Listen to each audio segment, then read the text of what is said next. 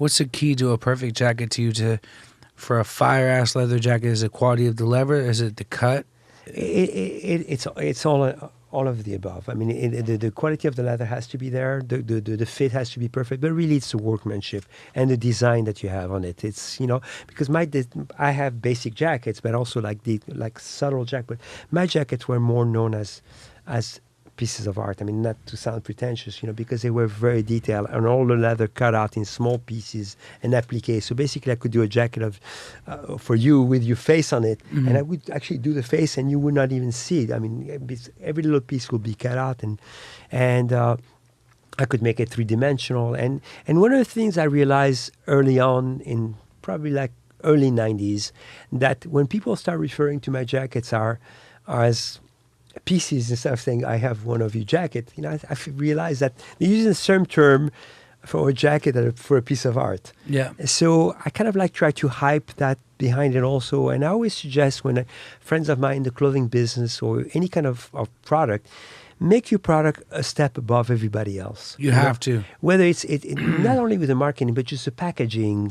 So I start basically every jacket I deliver in their own handbag, a special, beautiful bag that had my big logo on it. First of all, it's a promotional thing. People were traveling with my big logo on the back. And it's not a big expense. It was only a few dollars, to do it. But it's everything when they get it. Exactly. They see it, but they're getting the added value. Yeah. And then I start signing every single jacket. Personally signing it. That makes it even harder. When any jacket over $1,000, I would personally sign it individually. When it was a jacket for my mass jacket I was doing with $250, $500, and my big mass market was mostly in NASCAR. That's where I really exploded my business. So all like the NASCAR drivers with all the logos and stuff. I invented that jacket. So you invented the logo like crazy. Yeah, no. Basically, because when I got into NASCAR, I said, what is? And I started making all the jackets for the drivers. And those were $2,000 a jacket. But I figure you go to Daytona, you see 400,000 people that 90% of them are wearing licensed product, the T-shirts and the hats and the backpacks. And I say, how could I sell jacket? They're not going to pay $2,000 a jacket. Let me try to find a way to make a jacket that's a price point. But when you go to an NFL game, an NBA game, or a hockey game, what do people wear? They wear the jersey. They're wearing the brand of the team they represent. The main thing, more than the actual brand, is just the jersey, the item. So I say, what is the equivalent of the jersey to NASCAR? It's the driving suit. Of course, they're not going to wear the whole driving suit. So let me just cut it down and make it as the top part of it. But of course, I'm going to put all the logos. Let me just simplify and put the main logos on it. And what was amazing with NASCAR is that every year, the driver would change sponsors.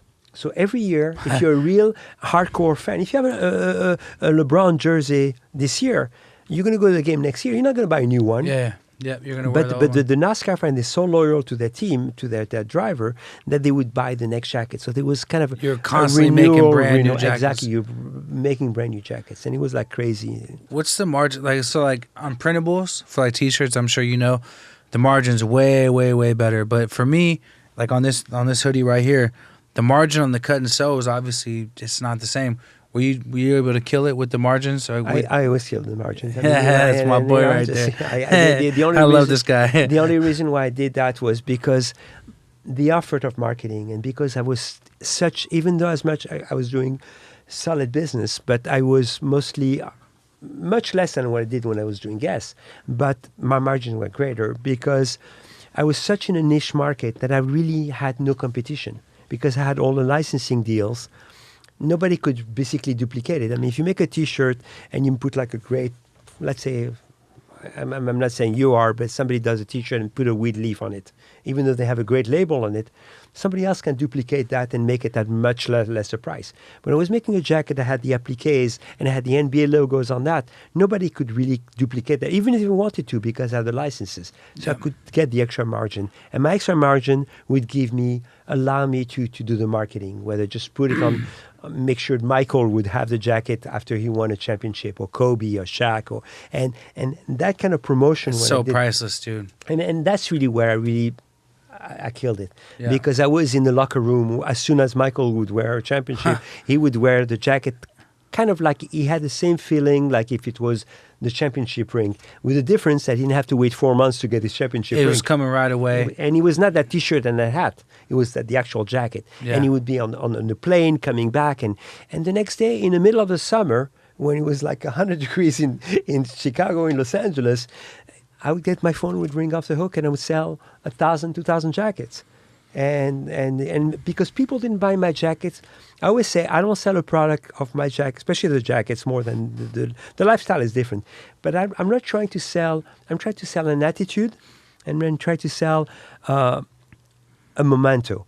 So you're not buying the jackets because you're cold. You're buying the jackets because you buy yourself a personality. You buy yourself like we were talking earlier. You know, it's like when you get a Rolex, you don't want a Rolex because you want to get what time it is. You don't drive a Bentley because this time and day it's fucked. I don't even look at it. It's the look, it's the vibe. You know, but you don't buy a Bentley because you want to take you to point A to point B. You can have Uber, you can get a Toyota. It doesn't matter. Yeah. So the whole idea is it's a personality. You buy yourself an identity, you know. And were you straight to consumer with the jackets, or was it in like department stores? Or it was mostly in a lot of urban stores across the country. I tried to stay away from department stores. I mean, I wanted to be more because I just didn't want to play their game, and I created demand mostly with that. You know, with the urban store, I had very strong, about 1,500 accounts across the country and internationally as well. There's nothing more I love than a fucking bomb-ass leather jacket, especially being a big dude. Yeah. I can't really find them much. I found a couple. I found one with some nice fur. The one you're wearing right now, I keep looking at. That thing is hard. That looks like a mafioso jacket right there. Like, it matched the vibe of the pinky ring. And you know. Usually I don't wear all black, but today, you know. Man, look, I love to wear all black. I was in all black before you showed up, but... Did you make that jacket? No, I didn't make that. That's the only one I didn't make. You know, I mean, that motherfucker's nice right there. I make jackets like that all the time. You know, I mean, I'm actually. I don't know if you're familiar with that great jeweler. I'm sure you know Peter Marco. Peter Marco. He's the one who does all the stuff for Cardi B and and Floyd and pretty much all the urban rappers and stuff like that. He's right in Beverly Hills, so I'm making a lot of Python jackets for him right now. And, Python. Yeah, and those are really hot. You know, how does it work when you do a custom? Like, would you, let's say if I wanted to get one, if I was going to spend some bread, you just come, you get the measurements, kind of get the idea of how I want it to fit, and just... Usually when it's an exotic, usually I don't go too much with a lot of designs. Though I did a jacket for Rihanna, where actually I did a weed leaf on her. I did the deer skin mixed with python with a leaf on it. I have a picture on my Instagram. You should... Damn, Rihanna got the weed leaf.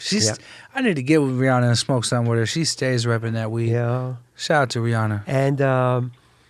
But basically the best way to do it is you give me one of the jacket that fits you well. I get the pattern from there, and at least I know it's exactly what it is. It's the cut we want. Yeah, the cut you want, and then if you want to make a little changes and different things, and like I said, I always keep added things. I will put 2 pockets. I'll create a pocket for you to get your weed in it, you know, and to make sure with a zipper in it and things like that. So I try to be creative and adjust my creativity to the needs of whoever needs it.